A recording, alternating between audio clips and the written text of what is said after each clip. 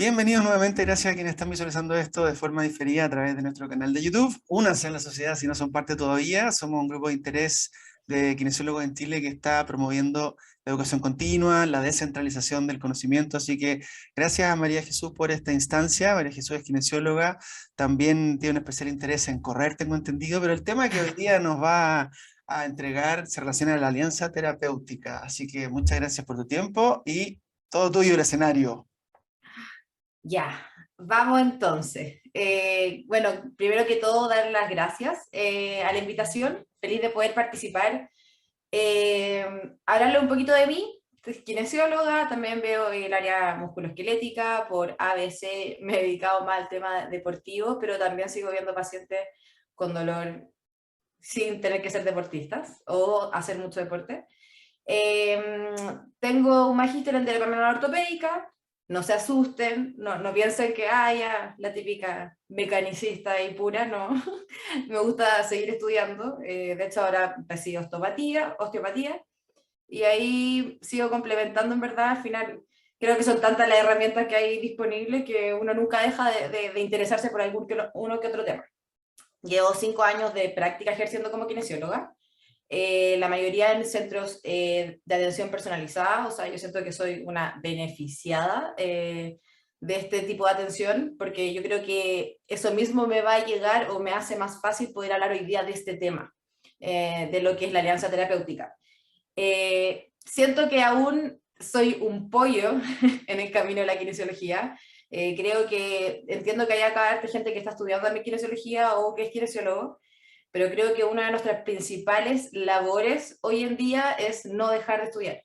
No dejar de estudiar, no dejar de ser inquieto, no dejar de interesarse, porque el conocimiento se ha abierto ventanas, cada vez está más disponible, a más fácil acceso, tenemos traducciones, tenemos más conectividad entre los distintos países, pero no podemos, creo yo, ser tan simplistas de quedarnos en el pregrado. El pregrado, si bien nos da una base, el camino que sigue después, creo que también, como le han hablado en las otras charlas, es muy independiente entre cada kinesiólogo.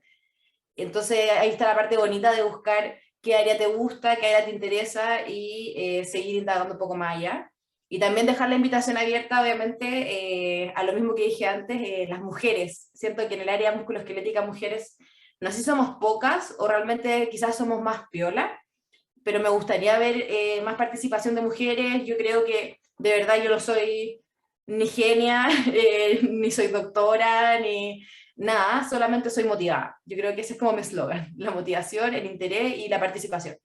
Así que si hay alguna kinesióloga por ahí que le guste el área musculoesquelética y que tenga como la duda, que le dé. Mi consejo sería que le dé y que siga dándole, porque en el fondo creo que tenemos mucho que aportar también dentro de estos conocimientos, sobre todo en una carrera como la de nosotras, que es tan multitasking.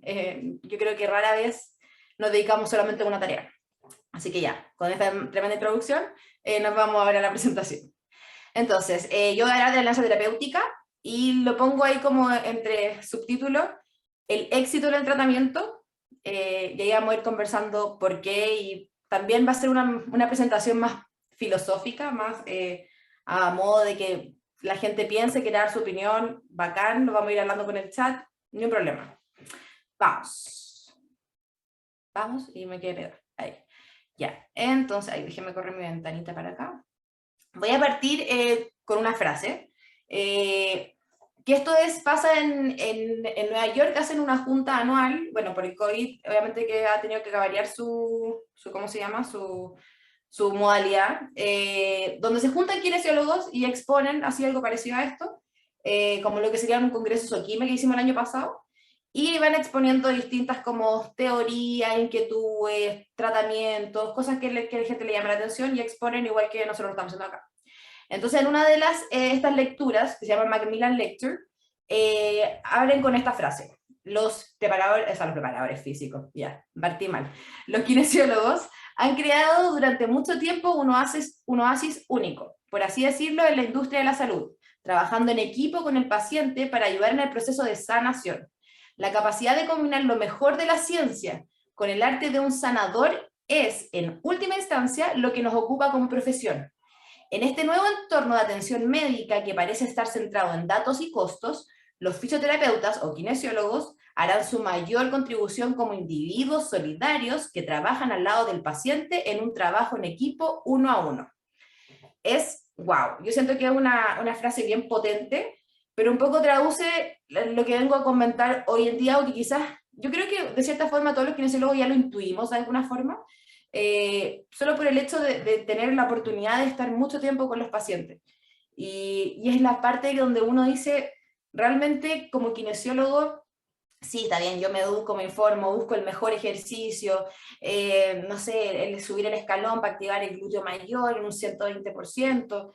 Soy como que puedo tener ese enfoque, pero también no puedo dejar de lado que en el caso mío, que yo veo un paciente, hay gente que ve más pacientes, también tengo que tener una lectura de la persona que tengo al frente. Y yo creo que eso debiese ser como una prueba diagnóstica para entrar a cualquier carrera de salud. O sea, el tema de la empatía y lo que uno es capaz de intercambiar en la consulta con el paciente.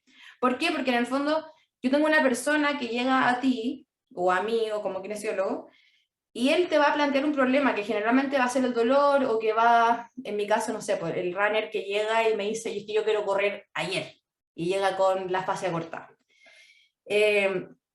Es importante tener como, aparte del diagnóstico del tejido, de la carga, de los periodos de adaptación, el diagnóstico de la persona y el tipo de personalidad que tengo al frente, porque también eso me va a permitir como esclarecer un poco más cómo yo quizás puedo enfocar mejor y tener quizás un tratamiento más efectivo a la hora de plantear mi propuesta terapéutica.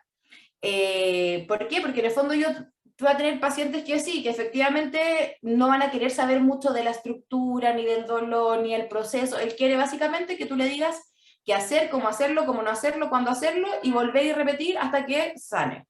Y generalmente a esos pacientes uno le va bien. ¿Por qué? Porque no se cuestionan mucho, no están muy desmotivados, porque entienden que es una lesión que tienen que parar. Y en general la línea es como más, en este gráfico, como no lineal de curación o de rehabilitación, pero va tiende menos a caer al outlier, como si serían pacientes con estos aspectos que mencionaron los colegas antes, de catastrofización, de miedo, de kinesofobia, de inseguridad, que ahí claro, yo si veo una persona que me llega contando de que tiene la planta del pie cortada, es como, igual es fuerte la palabra, es fuerte el diagnóstico, es fuerte la persona cómo lo está sintiendo. Entonces yo también tengo que, dentro de todo mi conocimiento de saber de los tejidos y de la rehabilitación y los ejercicios, saber que esta persona, claro, a esta persona le importa un poco el tejido que esté cortado a la mitad. Entonces yo cómo voy a afrontar a ese paciente versus a otro paciente que quizás está más tranquilo con su lesión y no le complica tanto estar parado. Y un poco como abre comillas, viene un poco a reflejar eso, y yo creo que también una reflexión para nosotros como kinesiólogos.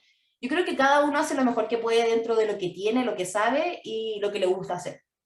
Entonces, de repente, muchas veces he escuchado a otros colegas o kinesiólogos que son muy críticos de las terapias de otras personas, pero en el fondo uno no sabe por qué yo a mí se me ocurrió hacerle una almeja a ese paciente, que yo sé que tal vez es poco funcional, quizás no es el mejor ejercicio para el glúteo medio, y no lo tengo por haciendo marcha lateral con banda elástica. Pero quizás, bueno, quizás el paciente no siente su glúteo, entonces yo tengo que trabajar en funciones más básicas primero para después progresar. Pero aún así, como dejo la inquietud acá, que muchas veces es un video, una imagen, una foto, y uno no tiene cómo saber por qué el kinesiólogo que está a cargo de ese tratamiento le dejó ese ejercicio, ese tratamiento, o por qué le está usando la pistola o el ultrasonido. Hay pacientes que son súper cerrados de mente también, como que llegan súper decididos a que tienen que pasarle la maquinita, y tienen que pasarle la maquinita porque el doctor dijo que tienen que pasarle la maquinita.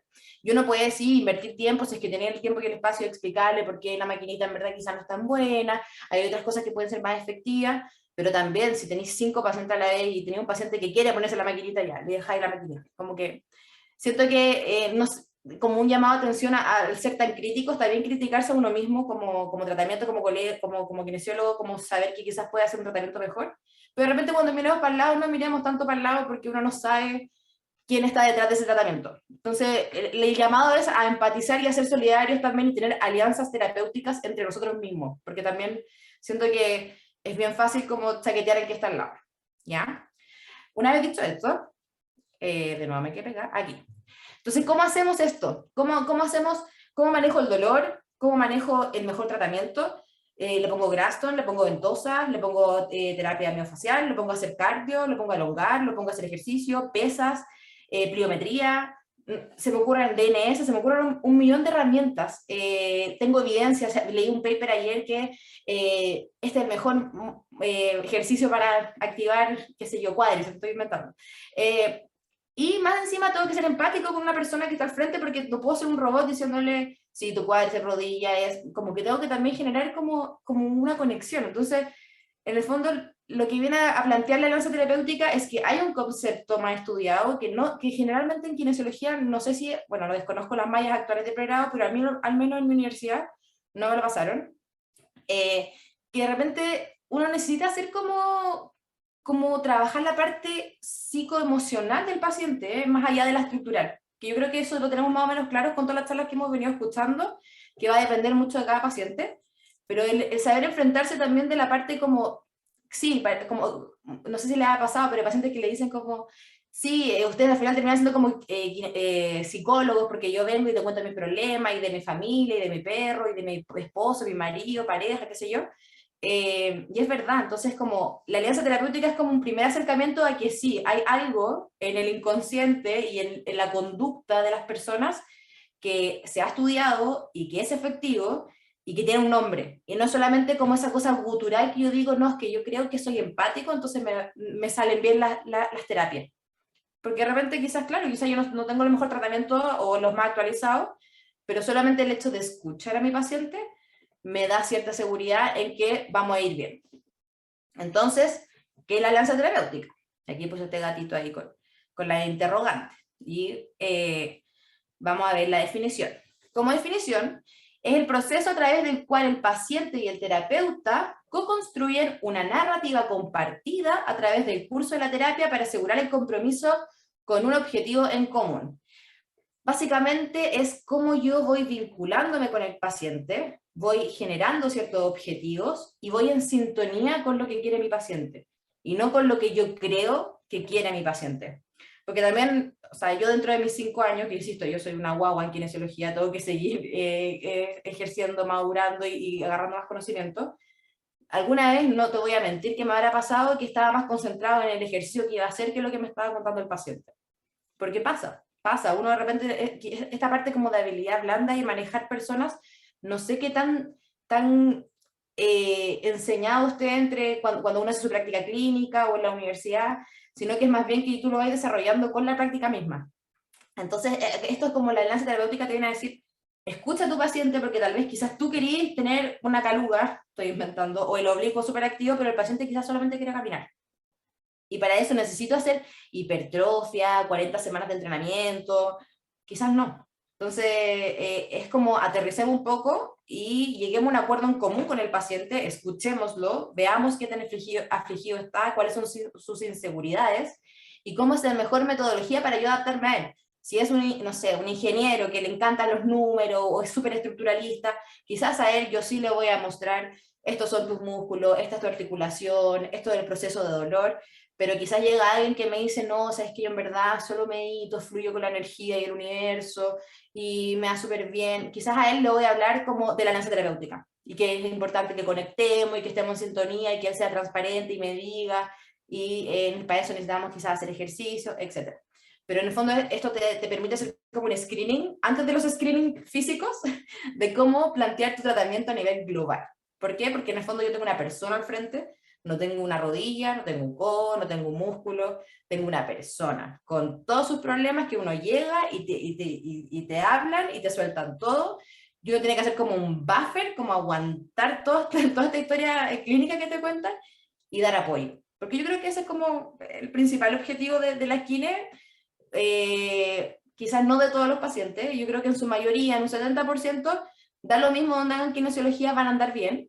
Pero quizás hay un 30 que uno tiene que ser un poco más específico y para eso tienes que tener más estudio y cuestionarte más y tener un razonamiento clínico distinto. Entonces quizás esto nos ayuda a saber discriminar un poco más y saber dónde enfoco mi fuerza. ¿Ya? Y quizás, y como lo decía el colega en la primera charla que lo logré escuchar, no utilizar un lenguaje demasiado destructivo, como no, si tu vértebra te la movieron, te la corrieron, está, no sé, está fuera de lugar, tenemos que trabajar para centralizarla, no sé, estoy inventando, pero ese tipo de lenguaje no, porque los pacientes de verdad se quedan con eso como tatuado en la piel, porque es tu cuerpo, aunque puede ser un paciente simpático y todo, que te diga, no, es que tu rodilla es súper chueca, como que tenemos que mejorarla, es fuerte, es heavy, pesa, yo creo que cuando a una consulta le dicen eso, después sale siendo Pepita Pérez con la rodilla chueca, no queda siendo Pepita Pérez como antes, sino como que en su inconsciente queda impregnado de que hay algo que está mal en ella, o en él, ¿ya? Entonces como el ojo a las palabras. ¿Cómo componemos una alianza terapéutica más efectiva? Uno, a través de confianza. Yo siempre esto creo que es súper bueno como transparentarlo y dar ejemplos también. Con mis pacientes le digo como, yo necesito que tú estés en confianza conmigo. Si tú sientes que en algún momento del tratamiento quizás te está haciendo duda, escuchaste, porque de repente pasa que hay como esta gente que va comentando por al lado de los tratamientos y te genera una inquietud, otro tipo de tratamiento, con láser, con EPI, con ondas, pruébalo, pruébalo, conversémoslo, pero no hagas como que me crees si realmente no me vas a creer. ¿Por qué? Porque en el fondo eso no es bueno ni para él ni para mí y él está perdiendo plata y yo estoy ganando plata. Entonces no, al final está quemando sus billetes versus que si él le da confianza o seguridad un tipo de tratamiento muy lejano al que yo le puedo dar, prefiero que siga su camino, un gusto, darle con la kinesiología que te acomode y si algún día queréis volver a preguntarme algo, yo feliz acá estoy. Pero en el fondo, la confianza y la transparencia de no sentir que el paciente tiene que estar obligado a ir a tu consulta, sino de ser transparente y co-construir este proceso de rehabilitación con tu paciente. La empatía. La empatía es básicamente lo que hablé antes, ponerte en el lugar del otro y ver qué realmente le está pasando con su lesión, con su dolor, y ver también no solamente lo estructural, sino tratemos de ser menos como creyentes de que la lesión en sí es la última instancia o es el causor original del dolor. Yo creo que todos, o no sé si todos, pero la mayoría conocerá la analogía del vaso y el agua, que en el fondo el vaso es la capacidad y el agua es la carga que se le va metiendo al cuerpo y la lesión es como la gotita que rebalsa este vaso. Entonces, sí, si bien yo puedo ver que el dolor es más nociceptivo, si lo clasifico en nociceptivo, neuropático, nociplástico, puedo ver que es más nociceptivo, claro, quizás él lo va a tener que ir a indagar mucho más en sus otras variables, en la familia, en los factores de apoyo, psicología, alimentación, higiene del sueño, etcétera. Pero quizás sea un paciente que, pucha, se acaba de separar, está viviendo solo, tiene un diagnóstico típico, estos diagnósticos, dolor anterior de rodilla o dolor patelofemoral. Quizás yo quizás, y no hizo nada muy distinto a lo que hacía habitualmente, quizás yo en él podría indagar un poco más, o lo que pasaba con el hombro congelado, e incluso derivar a nutrición, ver cómo está la alimentación, porque en el fondo uno ve un pedazo de la torta nomás, pero el paciente tiene un 99 componentes más de los 100, del 100% o 99% de componentes más que se escapan de nuestras manos. Entonces también es un poco iluso decirle, sí, efectivamente, si tú vienes a sesión 2 veces, 3 veces a la semana, una vez a la semana, vaya a andar súper bien. Como que ahí comparto un poco lo que están diciendo antes, de que el paciente tiene que hacerse activo y participativo de su rehabilitación. Porque nosotros al final del día, yo creo que nuestra como principal rol con los pacientes es ser más un asesor de rehabilitación que un sanador, porque en verdad no, ojalá, me encantaría que en una hora yo pudiese arreglar a todos mis pacientes feliz, pero generalmente uno tiene que hacer muchos cambios en las creencias de los pacientes y educar, enseñar, aprender por qué es importante alimentar bien, por qué es importante dormir bien, el estrés, el efecto que puede tener las lesiones, los dolores persistentes, las patologías degenerativas, como ir un poquito más allá y no quedarnos solamente con la imagen del músculo, la acción, la función, inervación. También comunicación, ser claros y poner ejemplos prácticos que el paciente pueda entender. Yo si estoy hablando con una profesora de arte, quizás no lo voy a hablar igual que si estoy hablando con un cientista nuclear cuántico de la NASA. Nunca he visto uno, pero me imagino que el lenguaje sería distinto porque quizás no sería tan básico, no sería con ejemplos tan infantiles. Pero en el fondo darte a entender en base a lo que la persona que tienes al frente. Y la comprensión mutua de los propósitos y objetivos compartidos. Ahí de repente es una pregunta que suena como media cliché, pero yo de verdad siempre la hago, como ¿qué expectativas tienes tú de mí como kinesiólogo? Porque de repente hay pacientes que me dicen, no, que yo quiero que me arreglen la rodilla. Ya, pero hay que entender un poco cómo funciona esto, explicarle tu tratamiento, aterrizarlo un poco más, de que en el fondo él no va a venir a que se siente en una camilla y que tú le hagas masaje los 60 o los 30 minutos, sino que hay tareas de por medio, hay compromiso, hay interés, hay motivaciones de por medio. Entonces eso yo como dentro de esta alianza tengo que ser capaz de obrar y manejar y manipular y saber plasmar en 3 ejercicios y en 30 minutos. Es intenso, pero yo creo que la mayoría, en su mayoría la gente lo hace porque los kinesiólogos en general tienen esta personalidad que son bien empáticos, bien sociables, y llegan muy bien a la gente, creo yo. El para qué, la alianza terapéutica proporciona la base sobre lo que se pueden construir las intervenciones para la rehabilitación.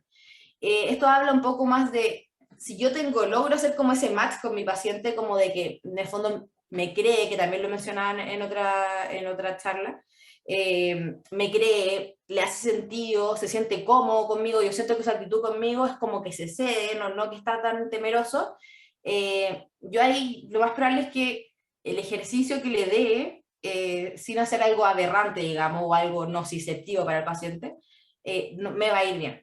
Quizás me va a demorar las 10, quizás más, quizás menos, eso va a depender un poco de todas las variables y los factores externos e internos que maneja cada persona, pero en general eso me da como un buen pronóstico porque en el fondo el paciente logró captar tu mensaje y enganchó contigo, entonces ya tú con eso tenés como una manzanita ganada del árbol. No sé por qué dije eso, pero siento que se entiende. Si dan preguntas o algo, vayan preguntando nomás. Entonces me fui a la evidencia y claro, hay varios papers que hablan mucho de la alianza terapéutica, pero aún así siento que en kinesiología faltan más estudios porque esto es como más algo asociado a la psicología, no a nuestra ocupación de per sí. Entonces quizás es de repente interesante si acá alguien está haciendo tesis o qué sé yo, es algo súper cualitativo, no es tan cuanti, entonces siento yo que como una buena investigación de tesis, la alianza terapéutica suma mucho y te sigue afirmando de que en el fondo, aparte de ser constructores de rehabilitación o más analíticos, también tenemos alguna injerencia en la conducta del paciente y en la persona de per sí. Por eso yo considero que somos más asesores que sanadores. Y el hallazgo de esta revisión sistemática, que fueron solo 3 estudios, que la alianza terapéutica es un papel clave en la influencia y la adherencia al tratamiento, tanto para nosotros como kinesiólogos como para la medicina general. Se analizaron 3 estudios donde encontraron que tenía un efecto positivo la alianza terapéutica en dolor, discapacidad, calidad de vida, depresión, adherencia y satisfacción con el tratamiento. Y se hace un llamado a futuro estudio a medir la fuerza de esta asociación para ver si efectivamente es porque el tratamiento fue muy bueno en estos pacientes o fue más bien en el que solamente se les escuchó muy bien y se les fue atento con ellos, fue empático y se aterrizó un poco los objetivos. Después tenemos este estudio que evalúan la alianza terapéutica entre los clínicos y los pacientes para ver como de la predicción de dolor crónico de espalda baja. Entonces quisieron determinar si la alianza terapéutica entre kinesiólogos y pacientes con dolor lumbar crónico predice resultados. Y y se vio en el fondo que la mejora de los resultados está relacionado con una alianza terapéutica positiva y que futuros de estudios podrían determinar qué factores específicos afectan a la alianza terapéutica. Entonces ahí nos habla de nuevo que, bueno, el dolor bajo en espalda, pero esto es crónico, ya de mesa, no es un dolor, no es una incidencia que pasó y se pasó sola al mes, ¿ya?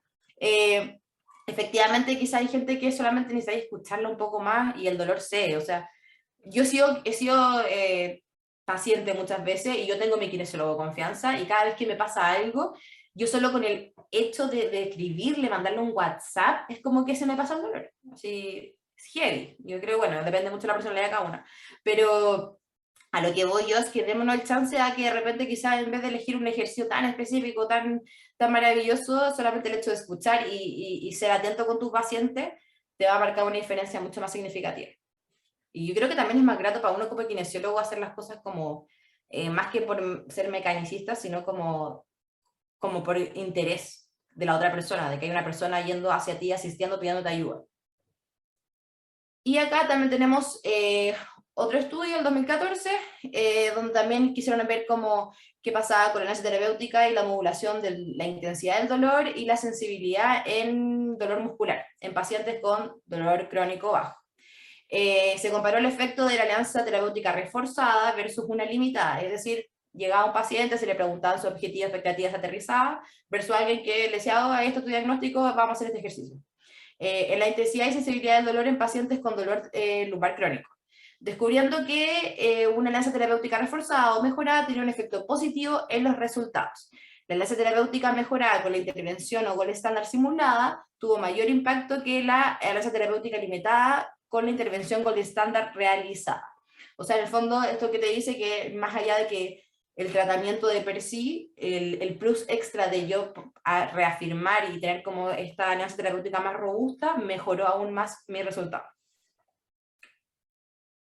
Y las limitaciones del estudio anterior era que en estadístico, como siempre, es muy pequeño, la tasa de deserción en los estudios fue alta, corto plazo de seguimiento porque fueron máximo 8 semanas, y entonces fue solo un efecto agudo de la alianza terapéutica. Entonces, aún así, aunque yo tengo una ventana de que la alianza terapéutica robusta puede ir mejor, tengo mis limitaciones. Y las sugerencias en el fondo son N más grandes, métodos mixtos, de algo más quali y quanti, o sea, más allá de una escala o de un rango o de una activación muscular, sino también tener la perspectiva del tratante y el paciente, evaluar al paciente y al tratante, mejorar el protocolo de potenciación de la alianza terapéutica.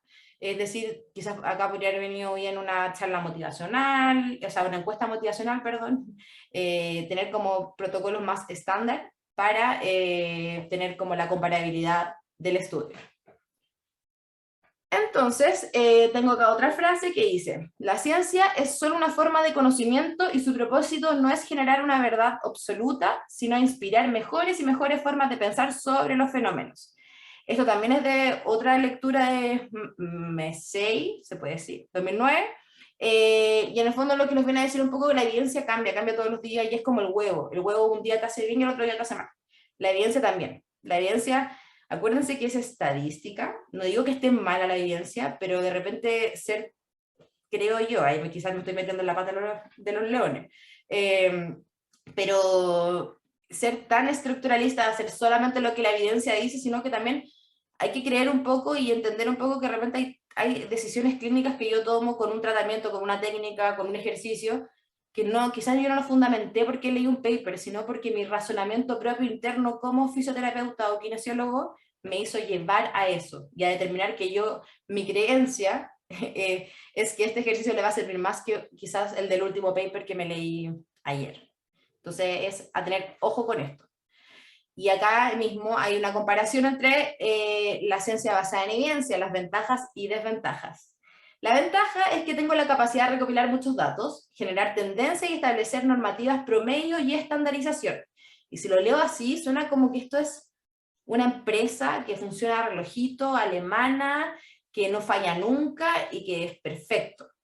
Pero ahora la desventaja es que casi nadie es exactamente un promedio. Y ahí yo creo que está como la capacidad o el arte del kinesiólogo de saber leer a esta persona que tenemos al frente, de que no somos equiparables de una persona a otra, porque somos personas que tenemos problemas, tenemos cargas, tenemos estrés, tenemos trabajo, tenemos familia, entonces tenemos un rollo detrás que no es poco y que muchas veces quizás es la mayor parte del problema más allá de el desgarro o el músculo contracturado. Agregación que específicamente no representa rasgos de ningún individuo en particular, sino que representa a un grupo de individuos. Entonces, de nuevo, yo puedo usar la evidencia hasta cierto punto, porque después yo no podría hacer un estudio de todos mis pacientes, porque todos mis pacientes son muy distintos entre ellos, y la evidencia científica en ese sentido, a menos que sea más cual y no tan cuanti, es súper castigadora porque quiere que sean prácticamente robots, uno al lado del otro, para yo poder demostrar que esta terapia es mejor que esta, o que con esto tuve un mejor outcome que con esto otro. Entonces es un poco, no quiero decir que la evidencia científica sea lo peor del mundo, para nada, pero es un poco dejar la ventana de que no seamos tan cerrados tampoco, y tan, como creo yo, ilusos de casarnos con lo primero que vemos, si no demos la oportunidad de estudiar, ver qué tal me da con esto, probar, y también de ser flexible y decir, pucha, bacán si a algún kinesiólogo le sirve, pero quizás a mí conmigo me va mejor de otra forma y aceptarlo, como que creo que no hay nada de malo en decir como a mí me sirve esta técnica y quizás a ti no te sirve y a mí me gusta y a ti no, porque, insisto, el camino de ser kinesiólogos es súper independiente y esa es la gracia de ser kinesiólogo musculoesquelético, sobre todo, bueno, de las otras áreas también me imagino, pero la que me dedico yo es la musculoesquelética, y tener como ciertas claves que me ayuden como a distinguir por qué razón yo elegí un tratamiento X para paciente A y un tratamiento Z para paciente B. Ya para ir cerrando, la naturaleza interactiva e intersubjetiva de la práctica de los kinesiólogos requiere que la atención de los clínicos no sea solo conducida por información cuantitativa de pronóstico y medidas de diagnóstico, sino también al principal impacto cualitativo psicológico, social y emocional de la experiencia vivida de deterioro y discapacidad del paciente. O sea, esto nos viene a reflejar un poquito de si decimos que somos un modelo biopsicosocial, realmente seamos biopsicosociales. Yo entiendo que ver más de un paciente a la vez debe complejizar esto mucho, pero tratemos al menos de tener presentes de que debiésemos ser más biopsicosociales y hacer la práctica. Cuando, en mi caso, cuando he visto pacientes con dolor persistente, de repente llegan cojeando, te cuentan una historia clínica, yo me siento a conversar con ellos, de repente quizás esa sesión de tratamiento conversamos, no hacemos mucha terapia, más que educar y conversar, que es parte de la terapia, pero me refiero a terapia física, pero es increíble que se va sin dolor, se va sin dolor por solo el hecho de que todo este proceso de sensibilización central, el somatizar, estaba solamente estancado quizás porque la persona no verbalizaba. Y eso es algo cognitivo-conductual, que se escapa un poco de la terapia física. Entonces, como no es mi expertise, quizás ese paciente yo lo derivé a psicología y quizás le dije, mira, primero veamos cómo hay con esto, si se te pasó solo conversando, y después venimos y retomamos acá si es que encontramos que hay algo que te siga molestando en la actividad de la día a día. Entonces, en el fondo es una invitación nomás a que se den quizás el lujo de probar cosas distintas que no están quizás tan mecanizadas, tan estructuradas, y también de darse la oportunidad de confiar en sus procesos internos de conocimiento y aprendizaje y utilizarlos según sus creencias también. Obviamente que siempre cuidando la iatrogenia, los tiempos de reparación, o sea, obviamente que tenemos banderas rojas que sabemos que no podemos jugar, pero dentro de otras cosas, quizás de repente solo interesarse un poquito más por el paciente, escucharlo un poco más, te ayuda a avanzar harto más que tenerlo haciendo, no sé, 3 almejas, 20 almejas por cada lado, 3 series, 10 repeticiones, no sé, estoy inventando. ¿Ya? Pero en el fondo eso era como mis ganas de participar hoy en día para dejar como esta inquietud. Y las recomendaciones de Alianza Terapéutica es, uno, desarrollar más la empatía, escucha reflectiva, atención plena y colaboración. En el fondo, poner la atención a tu paciente, a la persona que está al frente y no estar mirando el celular, no estar quizás pensando en que más rato tengo que ir a mi casa a buscar tal cosa, etcétera. Tener claro que el dolor es multifactorial y que mi rol educar en salud no es solo en condición, sino también yo puedo educar y ser alguien, porque de repente los pacientes no saben a quién preguntar, entonces yo puedo derivar o puedo educar en hábitos, en estrés, en actividad física, en alimentación, o simplemente si me genera alguna inquietud de algo que yo no sé, ser un facilitador también y decirle, mira, anda a ver a esta persona, anda a ver a esta otra, porque también te pueden ayudar y como volver a aterrizar o a clarificar. Yo creo que el rol del personal de la salud también es educar. Entonces, de repente, no porque yo no sé, si yo no tengo una cicatriz o no tengo una pigmentación, no puedo ir al dermatólogo. Igual puedes ir al dermatólogo. No, si quiero bajar de peso, no tengo que ir al nutricionista. Igual puedo ir al nutricionista a que me eduque, me informe y como que quizás me pueda dar un plus en algo que yo he intentado mucho tiempo y quizás no me ha resultado. Entonces, como tenemos esta ventaja y esta facilidad de estar tanto tiempo con los pacientes, nos podemos percatar más de estas cosas y de repente aprender como nuestra ampolletita y decir como, mira, ¿sabes qué? Yo veo que vais súper bien con el ejercicio, pero siento que el sueño en ti no lo estáis logrando, no lo estáis conciliando, estáis con mucha carga laboral. Yo creo que sí pudiese ir a ver a un psicólogo o un doctor médico especialista en sueño o ir en el fondo como tratando multidisciplinariamente, ¿ya? Modelo biopsicosocial, perdón, evitación del miedo, autoeficacia, creencias, emociones, catastrofización. A prestar atención, digamos, a a estas barreras que se nos pasan, perdón, al revés, nos pasan al frente y que de repente las miramos como algo más, pero en el fondo debe ser quizá el foco de nuestro tratamiento. Y recordar que, por último, que cada paciente es un N igual a 1. Entonces generemos evidencia en cada proceso de rehabilitación. Eso no lo dije yo, obviamente, lo estoy leyendo textual, pero encuentro que hay una frase súper buena, reflexiva, de que démonos la oportunidad a que cada proceso puede ser distinto y darte el espacio también como kinesiólogo a pensar por ti mismo, más allá de los conocimientos que te hayan adquirido unas personas terceras o distintas a ti. Y, ay, y eso. Bien, muchas gracias, Jesús. Espero que hayan algunas preguntillas por ahí. Vamos a revisar el chat entonces. A ver, está por ahí Cristian también. No sé si estará habilitado como para poder prender su cámara, la verdad. Pero corta un segundito en la proyección, Jesús, para que primero del cierre yo del videito en YouTube y después vamos a ir a las preguntas y respuestas. Igual luego voy a dejar grabado eso en todo caso Voy. para ver qué dice la audiencia. A ver. Voy. Espérate, me tupí. ¿Cómo? Acá, dejarte compartir. Listo. Sorry, sorry. Bueno, no sé, espero que les haya gustado. ¿Ah?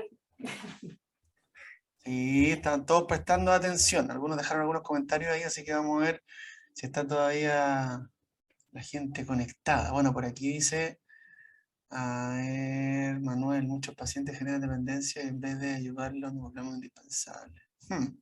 Sin serlo. Bueno, aquí dice David García, que es un colega de Argentina, los colegas que se oponen al abordaje BPS aducen que no somos psicólogos ni psicoterapeutas. Esto es correcto. ¿Qué más dice por aquí? Me quedé cortado con el chat. Sin embargo, tenemos la obligación de tratar a nuestros pacientes siguiendo el abordaje BPS. Perfecto, por más bio que sea. Bueno, vamos a ver la pregunta que hay acá que estoy leyendo. Y dice así, es de Manuel por lo que veo, ¿qué valor le das en tu caso al recibir usuarios que practiquen los mismos deportes y actividades similares que tú en tus resultados? A ver, espérame, la pregunta es. Ah, acá. ¿Qué valor le das en tu caso a recibir usuarios que bueno, mucho valor. Yo de hecho empecé a correr por mis pacientes, porque llegaban y me comentaban de pace, de muros, de repeticiones, y yo de verdad como que me sentía súper colgada. Entonces el hecho de estar adentro como runner te hace entender y ser un poquito más empático de por qué es tan importante para una persona correr en una pista a las 6:30 de la mañana a cierta velocidad que tú no entendí, si es que no lo hacías. Entonces sí me da un valor agregado porque me hace empatizar aún más con ellos, porque yo también estaba en ese escenario o entiendo por qué quieren hacerlo.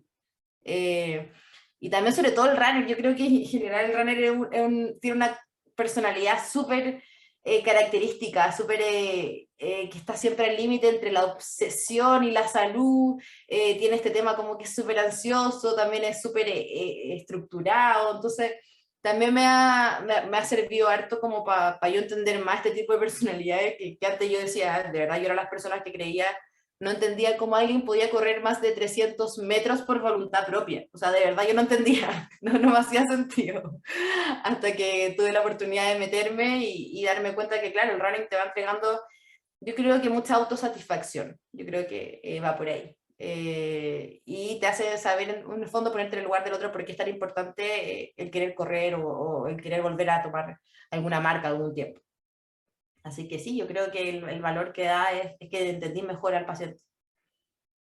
Yo creo que eso en todo caso aplica en todas las áreas, en todas las actividades, en todos los pasatiempos, en todas las profesiones. Tienes que tratar de buscar algún terreno común con tu paciente para que facilite el proceso de generar ese lazo, esa compenetración. Y tenemos una ventaja porque tenemos mucho tiempo con la gente también que podemos compartir. Reforzando lo que dijo Jesús, creo que también es relevante entender que la práctica basada en la evidencia no se trata solamente de leer papers, así que de cierta forma el razonamiento clínico juega un rol fundamental, el expertise del clínico y también las preferencias de la gente. Pero creo que en el expertise del clínico no hay que confundirlo con la experiencia y hay cosas que, bueno, van cambiando, así que hay cosas que hemos ido sepultando, que ya sabemos que no sirven, nos hemos ido alejando un poquitito del enfoque más estructuralista, pero todavía hay técnicas y hay intervenciones que siguen teniendo algún grado de valor. Así que Vamos a ver si han leído o no ese artículo de Jorge Fuentes, que es un colega chileno en la Universidad de Talca. Si no lo han leído, él tiene también una charla en YouTube, en el canal de la Universidad Católica. Tuvo la oportunidad de exponer y quedó grabado y es de acceso libre, así que ahí tiene mucho más también para seguir aprendiendo. Vamos a ver si hay alguna otra pregunta para que después cortemos la grabación y después damos unas palabras del cierre para darles novedades de lo que se viene con Soquime el mes de mayo, el mes de junio y el mes de agosto. Tenemos actividades planificadas ya. Así que veamos qué dice acá Juan Francisco. ¿Cómo le cambia esto a los deportistas? Porque el mundo de running está lleno de mitos. Interesante. Pero pone algún ejemplo, Juan Francisco, así como qué mito. Mira, yo me voy a tirar el piscinazo. De hecho, voy a decir, por ejemplo, te llega un paciente que es corredor, que lo ve en la rodilla, que tiene la creencia de que tiene la banda iliotibial la cortada y le hablaron de cosas de ese estilo de la fascia. ¿Qué te gustaría Ujú. reestructurar ahí o cómo abordas a esa persona, Jesús? O sea, de paciente, yo, en general el runner es alguien que sabe escuchar harto, siempre y cuando le convenga. Entonces, en el fondo, uno tiene que saber enfocar un poco, por ejemplo, de la fascia, o sea, de la banda iliotibial. Y yo le digo, o sea, efectivamente, con ejemplo, la banda no se elonga, no es el problema tu banda. Yo creo que hay otros déficits que sí pudimos ver en la evaluación, por ejemplo. Y trato como de quizás buscar como factores que alivien. Por ejemplo, hago un squat como unipodal y se reproduce tu dolor, ok, ya, hagámoslo igual, pero ahora trata de concentrarte en la activación del glúteo, de la pelvis, qué sé yo. ¿Se tiene alguna diferencia? Sí. Ya, entonces, ¿será que tu banda está cortada realmente? O quizás le falta un poco más de estabilización a nivel glútea, dependiendo un poco de la evaluación. Pero yo creo que los mitos del running son muchos, muchos, pero yo creo que la principal labor de nosotros es la educación, entonces a través de educación, de mostrarles, de darle ejemplo, de facilitarle el acceso a estas cosas que de repente, claro, el running sobre todo es muy copión de lo que hace el de al lado. Entonces, como, no, pero es que yo vi que este hizo esto y usó estas zapatillas y corrió bacán y yo me lesioné. Entonces, en el fondo, aterrizar un poquito el tema de los objetivos, las motivaciones y buscar como algún acuerdo que a él le sirva, que le enganche, que como que se motive y a mí también me haga sentido. Entonces, no sé si te respondí un poco, pero básicamente es buscar como algún tipo de juego ahí que sea favorable para el tratamiento y para mí como kinesiólogo y para él como runner que también le haga un poco la ansiedad. Bien, bueno, creo que eso está dentro de lo que muchas veces hacemos como desmitificando cosas. Cristian dice por ahí que es bueno clarificar de que los tejidos no se acortan. Bueno, los tejidos sí se pueden acortar, pero es difícil decir con certeza cuál es el tejido responsable cuando hay una limitación de movimiento. Y hay casos como por ejemplo en la contractura de Dupuytren o en la capsulitis adhesiva en que efectivamente hay tejidos que se pueden acortar, así que hay que partir por ahí de que sí, hay casos en que sí, pero tener la certeza absoluta de que en un runner esté pasando algo así es bien difícil. Yo creo de todas formas, Jesús, que en el ejemplo que tú comentaste, estás utilizando la violación de expectativas como el antes y el después y querer demostrarle esto para generar un cambio de paradigma o un cambio del entendimiento de lo que les pasa. Pero debo acotar que probablemente yo tampoco le echaría la culpa a la cadera, o sea, si le veo la rodilla porque hace un single leg squat y se le da el valgo, yo la verdad es que tampoco uso el término estabilizar, pero por lo menos sí, uso eso para demostrar de que el síntoma puede cambiar. Así que la idea es por lo menos que se den con un mensaje esperanzador y no como cuando suele suceder que el paciente tiene dolor de espalda, va al médico, sale con una hernia, y después ese paciente llega al kinesiólogo con una hernia, con dolor de espalda, y sale del kinesiólogo con un psoas corto, con una banda tensa, con una fascia estricta, o sea, no sé, ustedes saben a qué me refiero. Eso es lo que no queremos. Pero no hay nada tan fácil. ¿Qué más dice Cristian? El lenguaje es importantísimo en el contexto del running, suele ser difícil. Sí, hay que tratar de leer ahí al paciente, a ver cómo puede enganchar un poquito mejor con el mensaje. Y bueno, en la mañana Eduardo también nos decía por ahí que quizás no hacer todo el día uno, depende, a veces el día uno, si es la primera sesión y el paciente ni siquiera tiene decidido si va a hacer más sesiones, el día uno es el que tienes que jugarte la vida porque pueda hacer sentido lo que le está pasando. Al menos cuando el paciente ingresa como acceso directo, creo que eso igual es fundamental, pero si tienes ya el plan de tratamiento claro, puedes ir dosificando, así como cuando dosificas el ejercicio, también dosificas la educación. Así que bueno, el runner, digamos que es un paciente especial, pero las lesiones a las que se ven más afectados son cosas relativamente sencillas, así que hay mensajes que tenemos que manejar todos, sin excepción. Dice por ahí Wilson, excelente presentación, muy bien Jesús, vamos a ver si alguien más tiene alguna pregunta para ir cerrando la jornada, parece que no. A ver, ¿qué dice aquí? Juan Francisco estaba acotando de que el cambio de zapatillas podría ser una opción. ¿Sí? ¿Tiene información respecto a eso, Jesús, que quisieras compartir? No, yo creo que todas las zapatillas son marketing, son solo marketing y si lleva más de un año sí cámbialas porque le estáis haciendo pedazos, pero ese tema explorador, supinador, no, no, eso es muy corredor dependiente. Yo creo que más allá de buscar la última zapatilla que te va a hacer volar, bueno, que eso en verdad, eso sí puede ser un poco esta línea de carbono que salió ahora al final, que usó Kipchoge, que es el que tiene récord en maratón. Sí, efectivamente los pacientes vuelan. Y creen, incluso algunos deportistas creen que es trampa, que es como una especie de doping. Entonces, si estáis dispuestos a gastar 200 lucas por una zapatilla que te va a durar 200 kilómetros, que eso en maratón es básicamente 2 meses, bueno, hazlo. Pero así como en lesiones, no, no, depende del confort de la zapatilla, no más cómo te queden y cuál te gusten y cuál te acomode también al bolsillo, porque son tan carísimas las zapatillas, así que no, en ese mundo yo creo que hay mucho marketing de por medio. Yo quería como acotar algo. Hace un tiempo Matt Phillips, no sé si ustedes lo ubican, yo creo que sí, la gran mayoría que le gustan los corredores lo ha visto, que es un fisioterapeuta que se dedica mucho al tratamiento de los running. Y él igual hablaba que muchas cosas a veces están en los mitos, como este tema del foam roll que por ahí leí, de la elongación, del acortamiento, de la fascia y un montón de cosas que a veces quedan en este mito suburbano y que claramente las zapatillas podrían tener una incidencia, pero netamente porque es como una plantilla, podría ayudar al desplazamiento de otra forma de la carga. Entonces cuando hacen cambios súbitos a veces de este tipo de utilización de zapatillas, podrían claramente generar si es que no hay un proceso de adaptación. Y a veces por eso, no sé si a ti te ha pasado que eso, pero es muy común que a veces las personas que hacen running cambian de zapatilla o cambian de plataforma por donde corren, digamos, de forma muy súbita y generan síntomas de sobrecarga. El otro día rigidez matutina, un poquito de síntomas en la parte anterior de la rodilla. Sí. Eso quería acotar. Gracias. Bueno, eso también No, pasa con sí, el dolor plantar. también. Yo no Sí. me meto mucho en las zapatillas, la verdad. Siempre trato de decir justamente que sea cómodo. Preguntan a veces por esas que son barefoot y todas esas cosas. Pura parafernalia nada más, como cuando te preguntan por el colchón. Claro, por la Hay almohada. productos de ¿Cuál interés. almohada es mejor para el cuello? Sí, tiene Ah, sentido. claro. No, no, si no me Además, refería a la marca por si acaso, me No, no, refería al sí. cambio. Sí, no, y tiene todo que ver, o sea, hay zapatillas que de verdad te obligan un poco a ir más en metatarso y si tú estás más acostumbrado a una técnica más de talón, obviamente que te vayas a sobrecargar al tiro, porque no es una técnica que es común para ti y tampoco estás entrenando para cambiar esa técnica. Entonces, sí, sí puede ser una zapatilla que pueda ser un factor agravante, sí, de todas maneras. bien, entonces vamos a aprovechar de dejar aquí un poquitito de registro. O sea, si es que pueden habilitar sus cámaras, ya que todavía hay harta gente por ahí mirando, voy a compartir un segundo nomás, solamente esto, la foto, ya está lista la foto de lo que va a ser el congreso, así que se nos viene el 5 y el 6. El 5 es día viernes, así que va a ser en la tarde ese día en particular.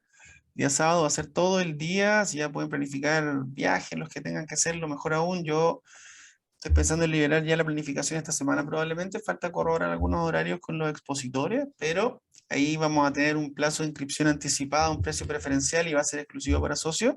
Y si con los socios no se repleta, porque tenemos un tope de 100 cupos, porque el Hotel Regal Pacific así lo estimaba, cosas de aforo obviamente, ahí vamos a abrir cupos también para el resto de las personas que no sean quizás Soquime todavía. Y va a haber un precio diferenciado para hacer la transmisión, incluso online, ¿ya? Se viene súper interesante y particularmente a los que expusieron hoy día les quiero dar las gracias, obviamente, por su tiempo. Después también sería bueno que hagan llegar, ojalá, el mail de Soquime o a mi mismo correo, ya que yo les envío un correo para este link de invitación, las presentaciones en PDF para que después las hagamos llegar a la gente ahí en el Instagram o algo así con algún link de descarga, ¿ya? Si es que están dispuestos a compartirlo, por supuesto, se agradecería. Y les cuento que en mayo tenemos el 25 de mayo una masterclass con el Pablo Policastro de Argentina.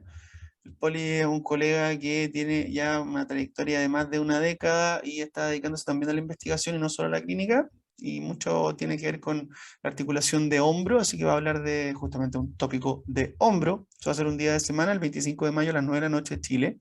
Esa es una masterclass exclusiva para socios, así como lo hicimos con Gwendolyn Jure el año pasado. Y después en junio está la jornada que sí va a ser nuevamente presencial, que es la que está organizando el Colegio de Kinesiólogos del Regional de Valparaíso. Así que ahí vamos a ir, de hecho, como expositores algunos de los directores de Soquime, y se va a hacer en una universidad, en un auditorio, así igual eso está por masificarse ahí la información, lo vamos a publicar de manera oportuna, pero va a ser en junio, un día sábado, así que hay cosas interesantes en carpeta, ¿ya? Le agradezco la sintonía, el tiempo, voy a cortar la grabación